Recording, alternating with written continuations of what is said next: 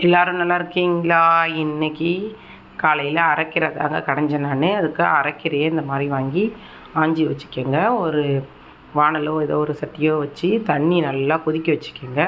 வச்சுட்டு ஒரு கத்த அளவு கீரைக்கு நல்லா ஒரு 2 கட்டி அளவுக்கு பூண்டு எடுத்து உரித்து போட்டுக்கோங்க. நான் வெறும் பூண்டு போட்டு மட்டும்தான் கடைவேன், புளி வச்சுலாம் கடைய மாட்டேன். பிள்ளைங்களுக்கு அவ்வளோவா பிடிக்காது. அதனால் பூண்டு கீரை மட்டும்தான், பச்சை மிளகாவும் போட மாட்டேன். ஏன்னா இன்னொரு பையன் வந்து காரம் சாப்பிட மாட்டான், அவனுக்கு அந்த கீரை கிண்டி கொடுக்க முடியாது காரம் போட்டால். அதனால் காரம் கம்மியாக இருக்கிறதுக்காக பச்சை மிளகா போடாமல் இந்த மாதிரி வேக வச்சு எடுத்து போட்டு சட்டியில் நல்லா கடைஞ்சிட்டு காஞ்ச மிளகா மட்டும் போட்டு கடைவேன். காஞ்ச மிளகா மட்டும் போட்டு தாளிச்சிட்டா வேலை முடிஞ்சிச்சு.